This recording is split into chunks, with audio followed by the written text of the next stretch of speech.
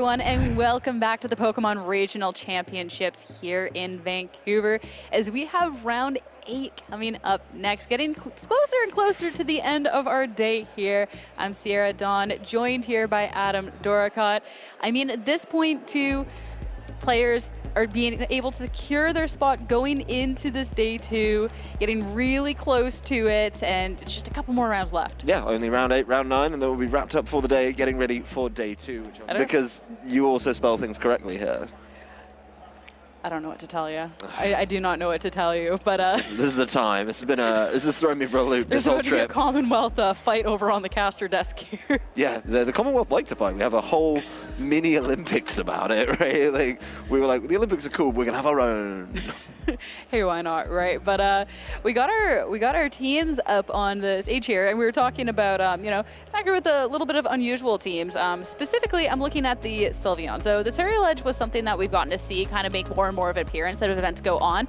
Sylveon's one that we have seen since the beginning of Series 1, but in very limited quantities, and also changing and progressing as the meta progresses. Yeah, it feels like something that's always been on the fringe. It's never really broken through to be in those top teams, and I think, you know, it kind of fills that same role that a lot of stuff that we've already had kind of shown to do it better.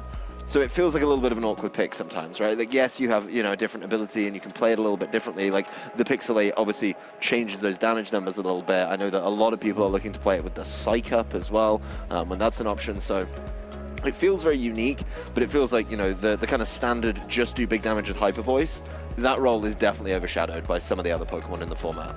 It definitely is, and I mean, there's a couple of the more common picks on the team. I mean, it is going to be paired up with the Tatsudiri Dondozo, so a little glimmer into the set that we might be able to see on this Sylveon, but that Glimora that we got to see earlier in the day, we talked about how important and just cool that was in the Dondozo match. So it is cool to see it make a reappearance here. It'll be going off against something that's a little more typical of our meta times, though. I mean, that Palafin that's still so dominant in the format, and this time will be paired up with things like the Iron Bundle. We got the Fluttermane. We got a lot of speed and just aggression over on Emmanuel's side, but also a chance to kind of slow things down a little bit with the Arcanine as well as the Namungus. Yeah, I think the team is very well balanced. Definitely feels like a solid, like, across the board options for everything kind of team. And one thing I noticed about Zackary's team as well is, like, it's definitely interesting to see, like, the Sylveon and the Fluttermane, right? Because, like, I think Hyper Voice Pixelate, and, like, you know what else does that really well? Dazzling Gleam from the side of the Fluttermane, but, you know, kind of seeing that they both have different uses, definitely something that I'll be interested to track. And how do you fit all of these pieces in, right? Because it's like, once you go Tatsugiri Dondozo, you're down to 2 other choices on your team. Okay, well, you're probably not bringing both of them at the same time. So it's definitely an interesting bit of team building. Curious to see how it shakes out in this one. I do like the Serial Edge. I like that it's picking up in popularity a little bit more. And I think it's got some really kind of cool and unique uses. Not sure if it'll fit in on this one quite as well. I feel like it's definitely a tougher bring when you're staring down like a Palafin and of course the Tyranitar as well. So maybe, you know, mull that one over a little bit before you really commit to it. It might be the other pieces to the team, and I mean the common core of this team is something that Zackary's been using for a little bit now, just kind of little adaptations, but even like the flight from Melbourne, for example, like he was on my flight and got to see like the team in action as like, I mean, if there's a bunch of Pokemon players on a 17-hour plane ride with some switches, I mean, you're going to play some VGC. So it was cool to see how it was all able to operate. And then, you know, as players are bringing similar concepts of teams to events that they're only just building and adapting and trying to make sure that it can fit anything. And I mean, the fact that he is consistently getting higher and higher placements, I mean, just shows that the adaptations of the team are working. I mean, are you telling me that you guys played VGC on your flight back from Australia? Because I can tell you, TCG caster Chip Ritchie sat in front of me and he reclined his seat within about 3 minutes. So we had very different experiences on that flight home. Definitely different, but both our trainers are up on the stage. They are ready to get going. It's going to be Emmanuel on the left, then of course Zackary on the right of your screen. We're zooming in on Zackary right now.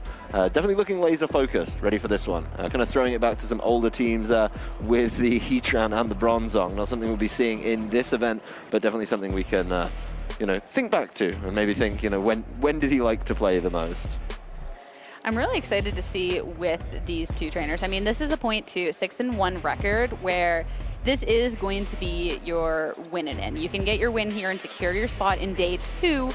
You can win 2 and you can have a possibly really nice start to your day 2 once we get there with the higher records. So both trainers, I mean, this is going to be a really important matchup. And as you get later in the day, I mean, that's always the thing. You get to see trainers that are well practiced after making it through, 6 rounds of wins and then only taking that 1 loss. Yeah, I mean, after 7 rounds, you got to think that they're pretty confident in their team choices. The team sheets have been exchanged. This is definitely a more unique skill, and I'm curious to maybe talk to some players about, right? Like, how do they feel about this? Because you kind of get the sheet just given to you with the game about to happen, and then you have to make a very quick kind of decision on which information you want to absorb. Maybe take some notes, maybe just, keep it to hand for the rest of the game. But both these trainers do know exactly what's going on, and I think some of these team choices, kind of lend themselves to this like open team sheet format, right? It's like, you know exactly what's going on, so you may as well just go for it and cause the problems that way. So be curious to see if they see anything that shocks them. I don't think there's anything that you go, oh, okay, like I had to watch out for that and now I know about it. I think both teams kind of tick the box, in my book at least, for pretty standard. You're really gonna look at a Scarlet and a Sylveon and a Glamora and tell me that's pretty standard? Like, if you've done your research, right, like Glamora always has some of these options. Like I'd say 3 of the moves on there I'm pretty used to. But like I was looking more at Emmanuel's team, right? Like that one, you kind of know what you're getting out of it. I will give him credit. I do think, of course, Zackary has some more unique choices, but there's like nothing out there that you're like, whoa, that you can't at least adapt to coming into the game. Yeah, and that's the thing too with a couple of teams that aren't really what you see. Like I don't think in many people's Swiss rounds that they'll be like, oh yeah, I just went against a Sylveon Scarlet, So that's one of those things too, like once you get that open team sheet and you're able to see what your opponent has in terms of Pokemon as well as what they're running for it, that's when you really have to be making that quick game plan, because I'm sure everybody has their plan going up against a Dondozo Tatsugiri by this point. I mean, if you don't, I don't know. That is the next level disrespect of a team, let me tell you. But that would be such a big play, right? Is you turn up to the tournament with no Dondozo Tatsugiri answer, and you just hope that you avoid it every single round. I mean, I'm not gonna be funny. I hate to say it, we did see it at OCIC, right? Like when we got into some of those elimination matches, like, yeah, sometimes you just don't have a good answer to it, but that definitely is not the team I would sacrifice to the lords of the matchup. I think I'd keep that one as a minimum of 50-50.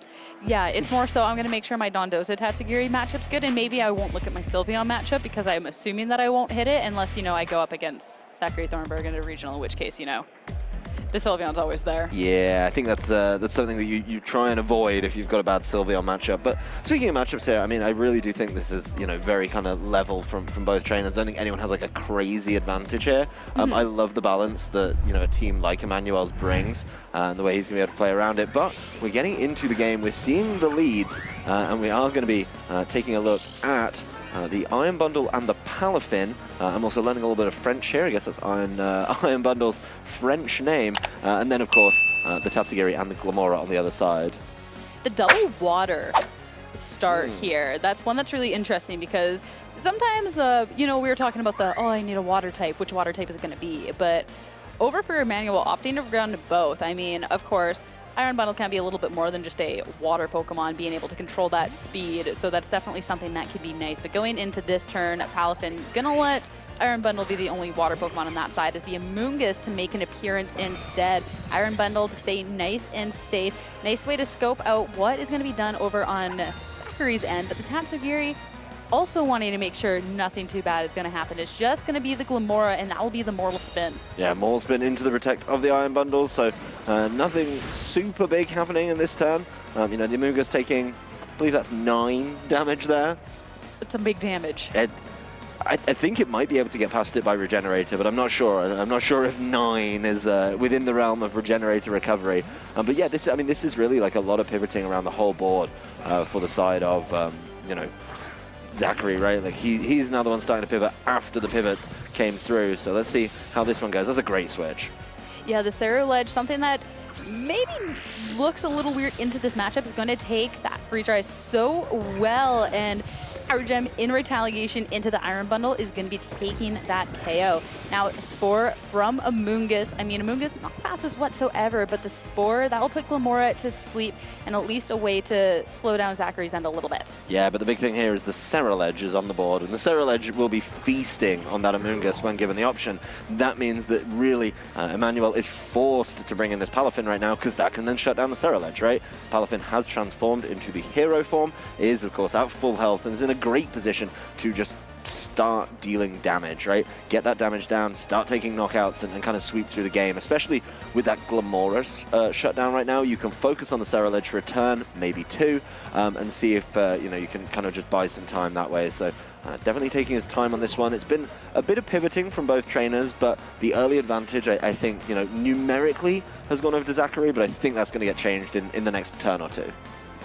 Yeah, definitely the decision, though, where to be targeting, because, of course, being able to have that Jet Punch into something like the Scarlet does have the option to go for the Terastallization, and the Glamora also another option, but swapping out, bringing the Sylveon in. So Tatsugiri coming to the matchup, but Dondozo left at home. Yep. Terastallization coming out, considering that there is the Palafin sitting on the one end of the field, and the Scarlet would not appreciate that whatsoever, will go ahead and take this opportunity to go into a Grass type, making sure a Jet Punch into that slot is going to be doing significantly less damage. Yeah, and that completely flips it, right? Because the Scarlet was in a position that it was just going to get caught by a big attack there, but the Grass type makes it much, much harder.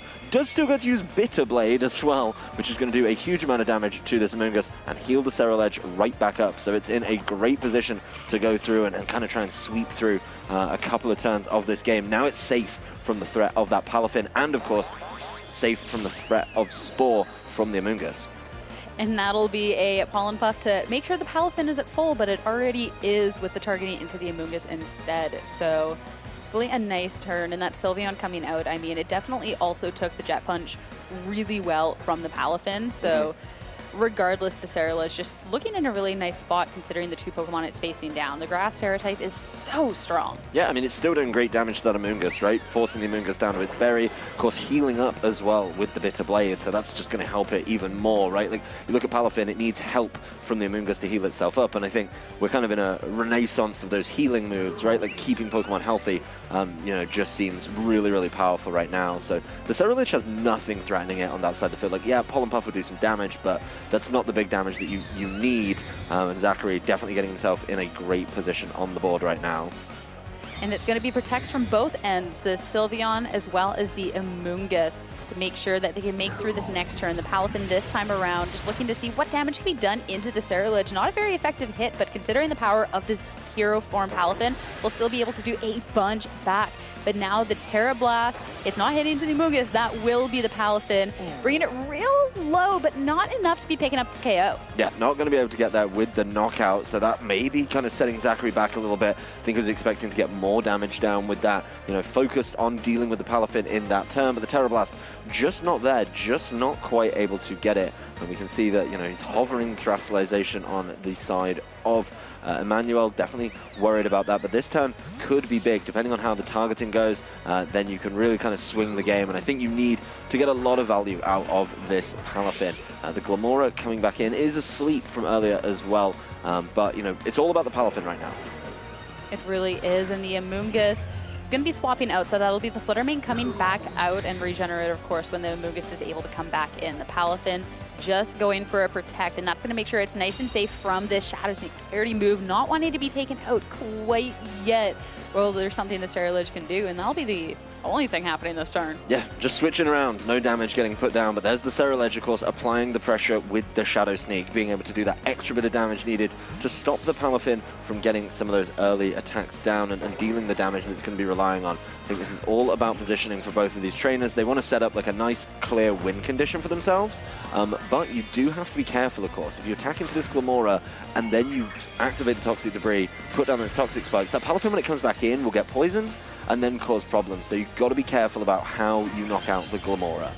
It was really nice, though, being able to get that Spore earlier on, because we've gotten to see when the Glamora is ignored, it has that potential to do a bunch of damage, a lot of damage, but not actually nearly as much as we would expect from a Fluttermane. The Scarlet is going to be able to hold on at this point. And considering that it has the option of a strong attack like this Bitter Blade to be firing back, that's going to be all this damage healed back as it brings Fluttermane down to Sash. Yeah, that's a big, big miss on the Moonblast there. Not getting the knockout, even with the Terrestrialization there from the side of the Fluttermane. So yes, the Fluttermane is sticking around, is potentially able to do that again, but not getting the knockout there meant Scarlet is able to land Bitter Blade, heals back half of the damage it did as well. So that's a huge amount coming back on the side of Scarlet. And again, Fluttermane has to be careful, knows about the Shadow Sneak, needs to be able to keep safe from that. But, you know, once again, Emmanuel, you can see it on the team sheet. He's not going to give away those free knockouts to the Scarlet. And that was such a smart protect. So now it'll just be, as there's another turn of sleep on the Glamora, just going to this Amoonguss doing some damage. And considering it's an Amoonguss, considerable amount with that Grass Terrestrialization. So now there is this option for the Shadow Sheik from the Scarlet. And honestly, though, I don't think Pollen Puff would quite pick up the KO with. Ooh, it would be close. It's close, yeah, it would be really, really close on that one. But even then, right, unless the Fluttermane lands a double protect, you're just losing the Fluttermane. Of course, you know, you've got to be kind of cautious about that. Fluttermane goes for it. Ooh, doesn't get it. Respect the attempt, though. The Shadow Sneak into the Glamora. So instead, I mean, we talked about the fact if you're not your Glamora is not getting targeted into, the Toxic Debris doesn't go off, and it'll wake up. So instead of the Shadow Sneak into the Fluttermane, it'll be the full spin to be taken at 1 HP, taken down, and now it'll be Toxic Spike set up over on Emmanuel's end. Now, this is absolutely huge, right? It's because you manage to kind of get everything you want in that turn. You get the Toxic Debris set up, you guarantee that with the Palafin that has to come in now is going to get poisoned, and you should just be able to play around that, right? You're going to wait for those poison ticks to do the last, you know, fraction of damage, just over like 10% there that you need. So Palafin's coming in, going to be in a very sticky situation. There's the poison, and you've still got the, you know, the kind of the Tatsugiri and the Sylveon to come in, buy a little bit of time and cause problems that way. So, you know, I feel like this is just a really, really solid play. The Glamora, you know, wakes up, gets that knockout with the Mortal Spin, and now, you know, this Palafin is not going to be able to do the damage. Then you're looking at just Amoonguss, which not known for closing out and sweeping games.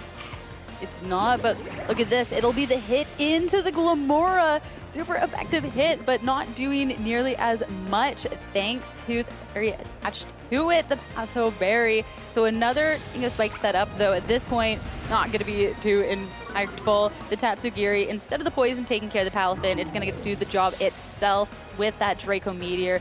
Now just the Amoonguss at this point. Power Gem from the Glamora.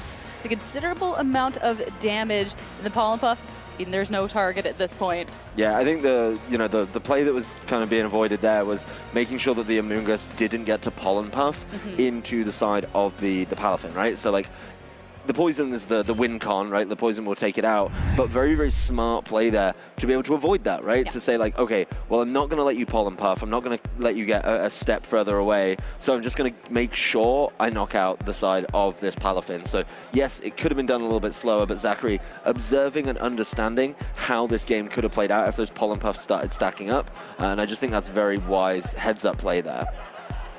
Yeah, I love it when we get to see anyone running Glamora deciding to go for that side target and set up, because it's one of those things that in Pokemon you don't necessarily see so often, but when you see it happen, like, it's normally for such a good reason. We've gotten to see people do that with like U-turning moves out to make sure they can be swapping back in properly, to activate weakness policy, but be able to set up that Toxic Debris is definitely nice and definitely securing then a win con, making it so at that point the Amoonguss had to go for that Pollen Puff into the slot to try and preserve the sole attacker over on Emmanuel's end. But then now going into this game 2, adjustment time. Where do we think it's going to be? Well, I mean, it was interesting, right? Like, we didn't see the Dondozos, so you don't need to play around this Dondozo so much.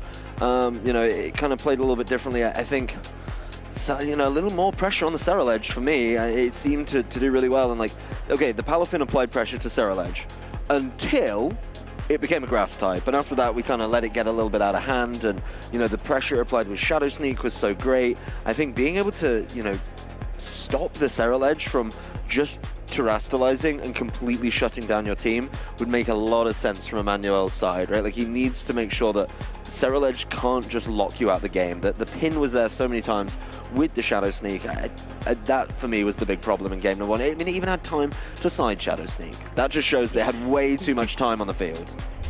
Yeah, that is for sure. Starting off this game 2, no adjustment from Zach's end, and none to start here either for Emmanuel. So both players go in for this run back in game 2.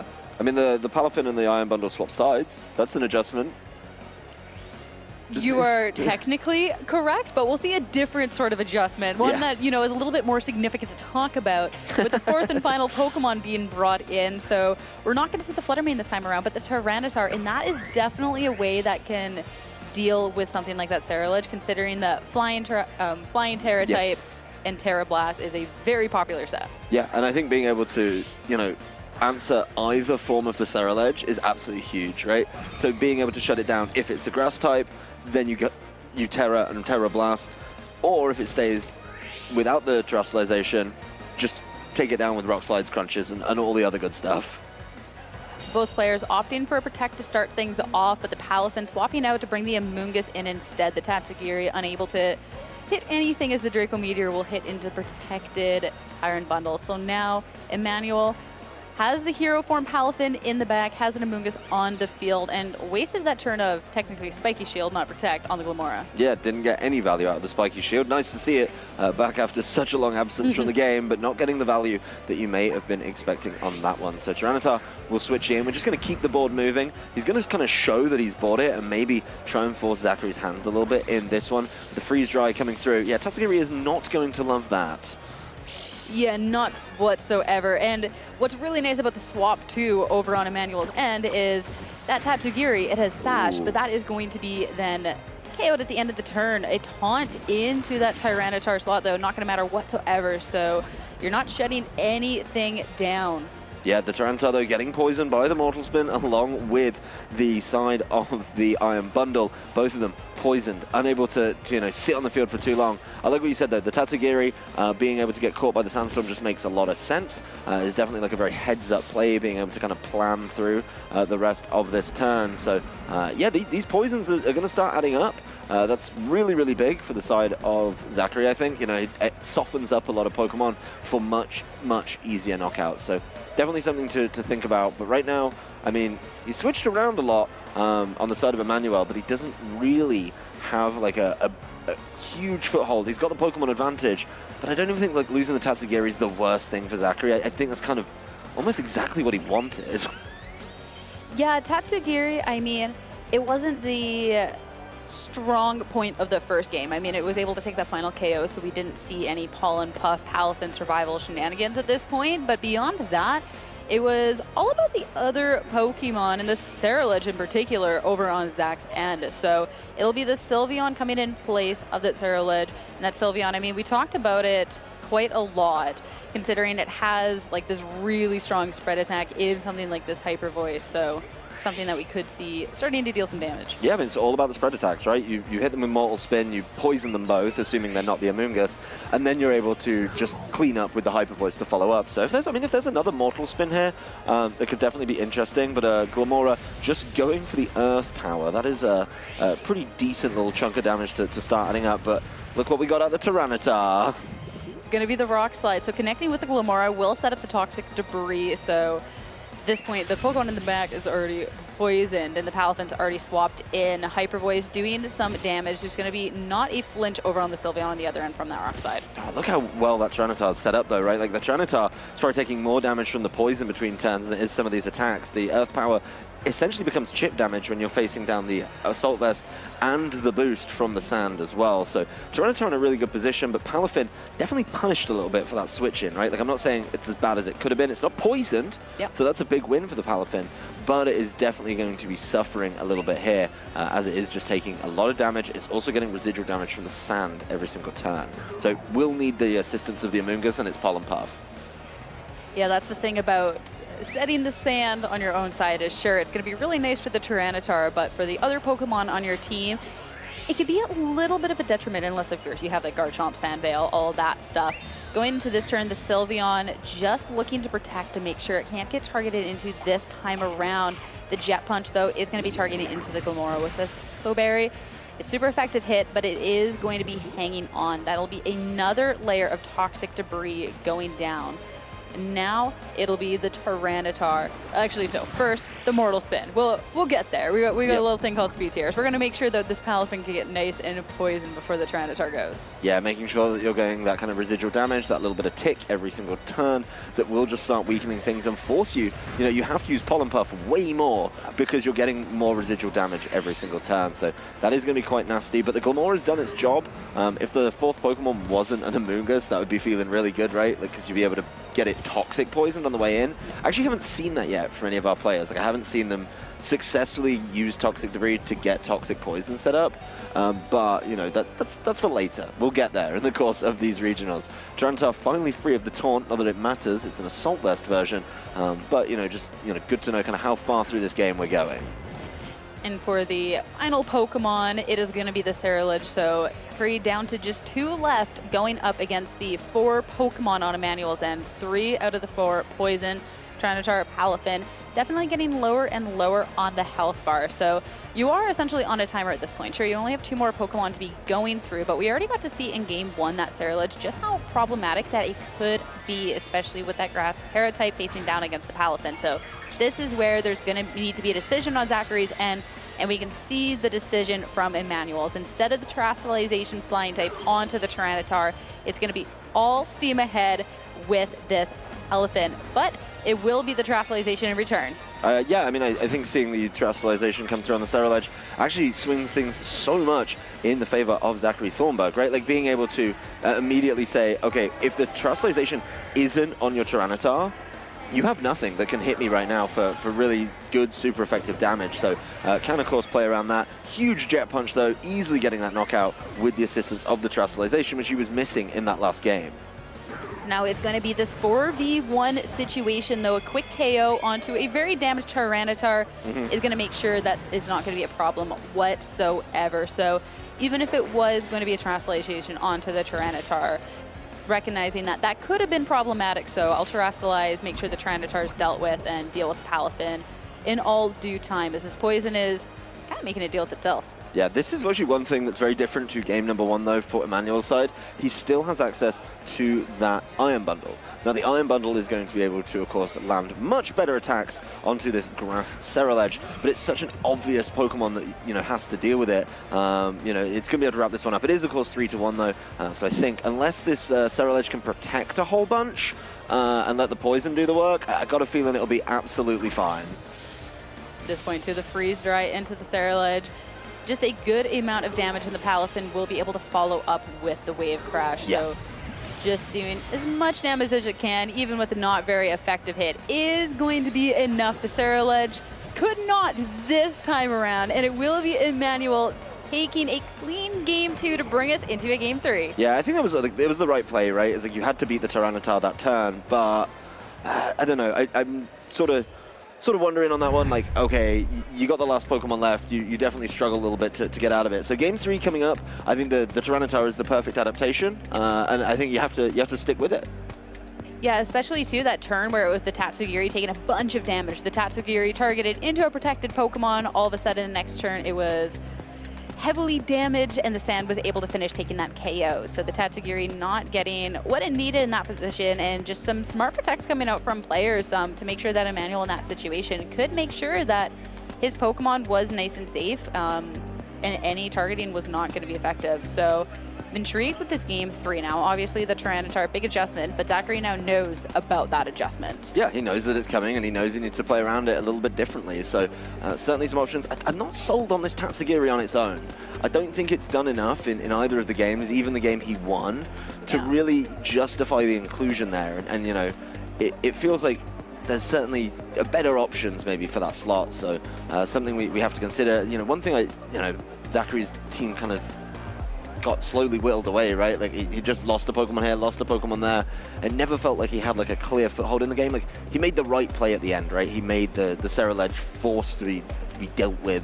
But the Ceruledge isn't going to be able to do it on its own. The Ceruledge isn't that kind of Pokemon that can sweep through the whole team with like big spread attacks, you know, and unless all that poison had racked up a little bit better, you know, he needed stuff to be in like Shadow Sneak range, which it just wasn't. So when he's forced to Bitter Blade just to keep his health up, it's always going to be a tough old time.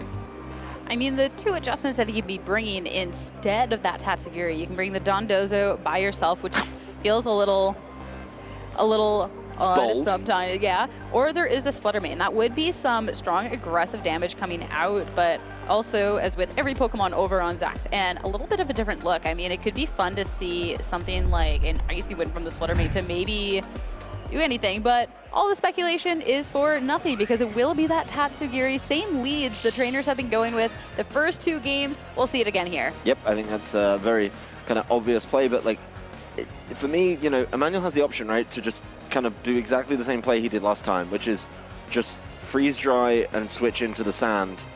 And then this Tyranitar's in a great position. So unless this Tatsugiri does decide to keep itself safe, which, you know, Tatsugiri can be one of those Pokemon that struggles to do that, right, if it's particularly required. I feel like it's just going to be in a great position. So yeah, this is the play once again. Tatsugiri's gone at the end of this turn. Yeah, so things kind of playing out a similar fashion, but the thing is since it wasn't the first turn protected, there's Draco Meteor, but it misses. So that is going to be a huge blow because obviously you can see at that point it was, all right, well, the Tatsugiri is going to go down, but at least I'll get some damage. Our Gem, though, will deal with the Iron Bundle with a one-hit KO, so at least it will be an even trade for both of our trainers. Yeah, it's 1-for-1, and both trainers getting kind of the big play from their win repeated here in turn number 1. So being able to get that Tatsugiri knocked out with the sand, of course, that's a big miss on the Draco Meteor. Not getting that damage down. I don't think it would be knocking out with the sand and the Assault Vest, but it would still be helping out a whole bunch. And that would be, you know, putting this Tyranitar dangerously close. This Palafin now gets to come in immediately after, so actually losing that side, the Iron Bundle, you know, yeah, you've got to trade it 1-for-1 though, and get your Palafin back in, which is exceptionally strong. So feels like now this is a really cool play that I think we're about to see come through from Emmanuel Boctor, being able to really lock down the Ceruledge, because the Ceruledge was the big problem here, right? The Ceruledge in game number 1, of course, the Zackary one, if the Ceruledge stays without terastallizing, then you can just deal with it with Palafin, right? There's no way it can stand up to that kind of offense. Or the Tyranitar goes for its Terra type, and if the, you know, the Palafin does, sorry, not the Palafin, the Ceruledge goes for its terastallization itself, well, you've now got a flying type on your team, which is kind of where he was lacking in game number 1. So definitely feeling good. That said, this flying type can now be punished a little bit more. Ceruledge, though, did not decide to mix things up. No, instead taking the Jab Punch and now going with the Bitter Blade. I mean, it was so low, so it will be able to deal a little bit of damage to this Tyranitar at this point and be able to close up. But the Power Gem now firing off. It's not going to be enough thanks to the Assault Vet, thanks to the sand. So now Tyranitar is going to be healthy to now fire off a Terra Blast. Of course, the Ceruledge is already so glow. That is going to be a KO. Yeah, and this one has slipped away in that turn. This one definitely in Emmanuel's side of the field now. Can do pretty much whatever he needs to at this point to try and wrap this one up. The Tyranitar is, of course, going to take sand damage. It's very funny to see a Tyranitar taking sandstorm damage. But you're now down to a Glamora and a Sylveon. The Sylveon isn't hitting the Tyranitar super effectively. Not that it needs to. It's rather low anyway. But, you know, you're in a kind of sticky situation, right? Where it's like, okay, can these two Pokemon alone win you the game? You're down 2-3. The Tyranitar's pretty low, so it could just be 2-2. The big question for me is, can he stop the Palafin? And I'm not so sure at this juncture how easy that one's going to be. I know last turn I would have loved to see maybe that Protect with the Ceruledge, recognizing that could have been something, and instead attacking with the Glamora, being able to then double into it this turn, but now having to make use of the options that are available. That Palafin, I mean, it's definitely one of those Pokemon that as soon as it's able to start running away with the game, it takes off and does not look back. So this definitely could be a little bit of a tricky situation. Sylveon will be the one protecting this time around, which will make sure that it won't be targeted, but instead it'll be the Wave Crash into the Glimmora, dealing so much damage, even with the things of that berry and the Toxic Debris, considering these two Pokemon are already out on the field, is not really going to matter in this situation. Yeah, I mean, you get the Toxic Debris down, but you're not going to be able to catch it on the end there. You will get some poison here, though, with the Mortal Spin. So Tyranitar and Palafin both poisoned, putting them on a timer, trying to force things down to this Amoonguss play later on, potentially. But, you know, what does the Tyranitar go for? If this Rock Slide is able to finish things up, it's going to be very, very close on this Glimmora. Yeah, there it is. Yeah, being able to connect is the first struggle of Rock Slide, but the Glimmora already brought so low with how much damage that Wave Crash was able to do. It was just incredible. So now it's going to be Sylveon up against the world in this case. Sure, you have two Pokemon that are poisoned on the other side, but still this 3v1 situation. At this point, too, it will be the Tyranitar, I think, just holding on at the end of this. Oh, yeah. Maybe not. Tyranitar is going to be dangerously close. It's got the poison. And it's gone. It's gone. Yeah. So 2v1. Okay, it's a 2v1, but don't forget your Amoonguss that's coming in from the back doesn't get poisoned. Yeah. So you're going to be able to bring that in and start causing chaos. I mean, we want to talk chaos. Let's just talk about Spore, right? At some point, I think he's just going to be able to Spore this Sylveon and just start wailing on it for free. So, you know, the focal point of Zackary's team, a Pokemon that he's been loving for a while, just isn't able to get it done as Amoonguss. You know, takes away those toxic spikes. Very nicely done there. But yeah, what can the Sylveon do? The Sylveon needs to be attacking pretty consistently. You know, maybe there's a world where you try and buy some time, let this Palafin get knocked out. But even at some point, right, like Amoonguss is just going to keep putting you to sleep. Sylveon's going to go for the next Protect, and yeah, this is the beginning of the end for Zackary here. Yeah, the Wave Crash is going to do so much damage, bringing that right down low. It will be able to get some recovery back with the Citrus Berry at this point. But, of course, not being able to get that double is going to hurt because that will be the Spore to then shut it down on this turn. Yep, Sylveon going to sleep will, of course, need to take its mandatory turn. Next turn, we're going to get some Sandstorm damage. So Palafin getting caught there, Sylveon getting caught for a little bit as well, and Amoonguss. So everyone gets its fair share of that Tyranitar's earlier problem. The poison onto the Palafin is going to be enough, going to be able to wrap that one up. And now it's just Amoonguss versus Sylveon. Now, while I'd usually bet on the Sylveon, it's asleep. I know that's the tough part of things, so, because I don't believe Zackary's used Terrestrialization yet, has he? Because we didn't get to see it on the Cerulege. No, he hasn't. It is a flying type Sylveon, so that with the Terra Blast is something that can actually be hitting the Amoonguss. The Amoonguss doesn't really hit well back, but this is then where you're hoping you're going to be asleep for this turn, and you're going to have to hope that the next that you can maybe wake up before anything too detrimental can be coming out from this Amoonguss. So it literally are on a timer. The Pollen Puff, we'll see how much it does. It does so little. And the Sandstorm going away. So there is, there is a world. This is Sylveon's game. It's the sleep turns. That's the perfect call. He hadn't terrestrialized yet, so this Sylveon is just going to be able to sit there and say, you know what, at some point I'll wake up and I'll Terra Blast you. Because these Pollen Puffs, is it going to need 2 more Pollen Puffs? I think 2 more. And that will be the wake up from Sylveon this time around. So that's going to be the Terra Blast flying type coming out to then hit super effective damage into this Amoonguss. That is a lot of damage, but the thing is, Amoonguss does have a little bit of that recovery itself. So it's going to be a really close one between these two trainers. There will be another Pollen Puff going off. See, it's so close. Okay, honestly, the damage from Terra Blast, I think, lines up almost perfectly. Let's see if he gets the knockout. This is dangerously close. If it's not the knockout this turn, then this is going to be Emmanuel's game. 15 health is now the safe play, going to put the Sylveon to sleep with Spore. So regardless of how low it is, now the Sylveon put to sleep now can go ahead with the very little damage dealing Pollen Puff as the Sylveon is required to sleep this turn. Let's see if it gets it. I think it's got to be there based off the last couple. It's done it!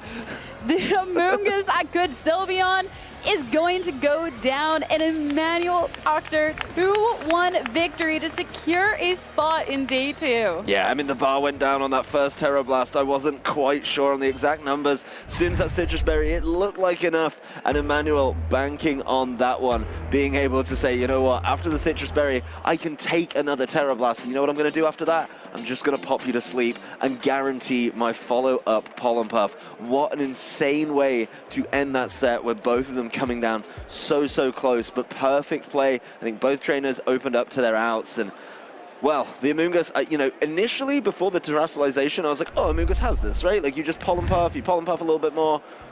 But then at some point, you know, we got the terrestrialization. I was like, oh, actually, now, like, the Terra Blast is huge. Second. Yeah, like, the Terra Blast is a lot of damage. But then apparently it's, we joked about it earlier, you know, how many calculations do you know? Did you map the Sylveon flying Terra Blast into Amoonguss with Citrus Berry? I didn't, and that's why that game came down to the wire. Did you map how many pollen puffs you needed to be hitting into a flying terrestrialization Sylveon? Nope, didn't do that one either. Well, this is why they're up there and we're here, I guess, but... I think, like, we say, like, 3-hit knockouts too many. I think, like, from full health, that's probably a ridiculous amount. Someone's got to maths that for SCA. Yeah. I said the maths. But really close endgame, honestly, considering that was a situation where at first the Sylveon was looking to be in a really dire situation. And that's also a game, too, that really...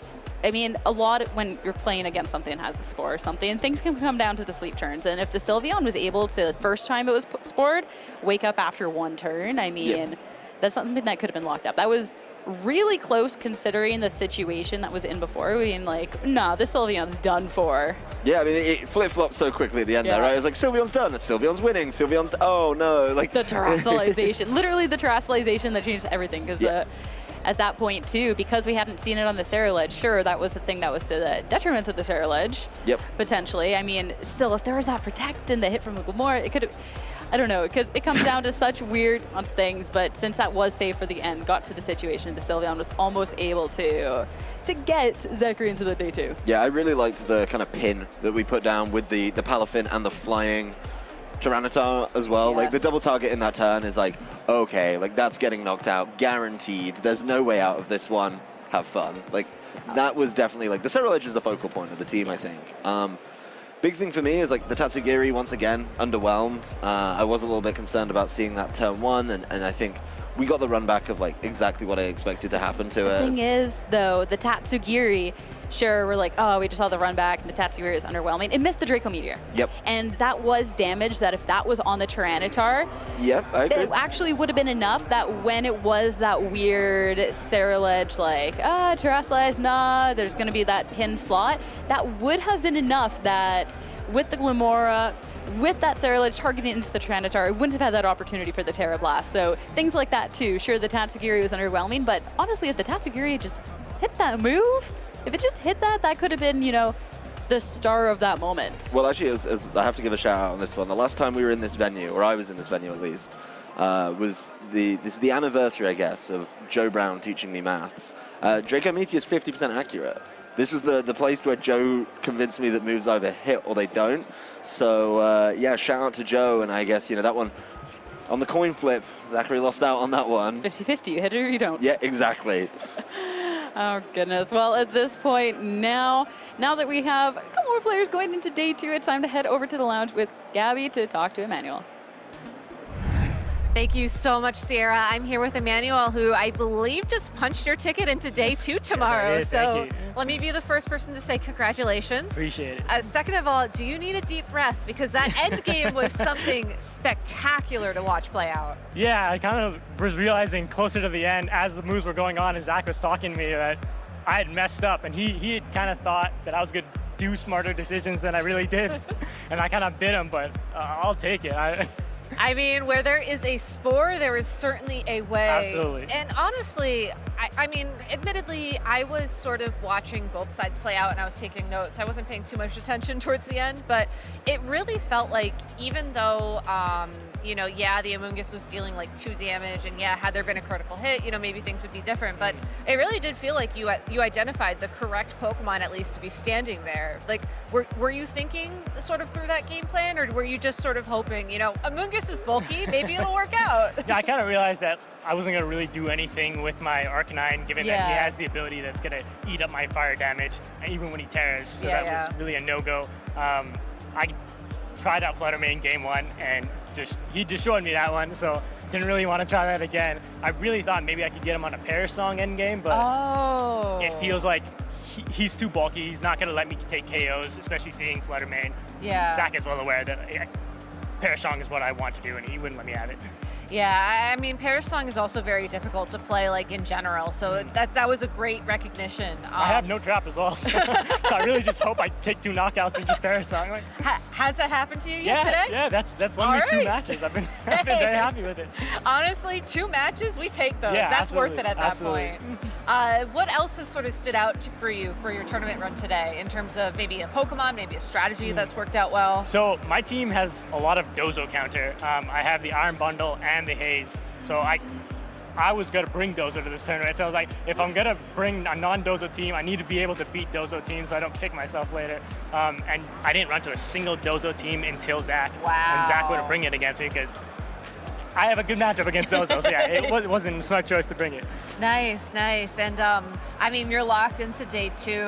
Have you even thought that far ahead? Do you have a game plan going into tomorrow, or are you just? I'm happy to make it to day 2. That was the whole goal coming in. I'm very happy with it. Well, congratulations. Like, Appreciate it's it. a really cool accomplishment to make, especially since you mentioned this was your 3rd VGC tournament. Yeah. So you were in San Diego. How did that go? It went well. I went All right. 7-3. And Oh, that's really good. That's better than well. But yeah, it was a tough losses. I guess. Like, all my player opponents played really well, so like I got to give it to them. Nothing.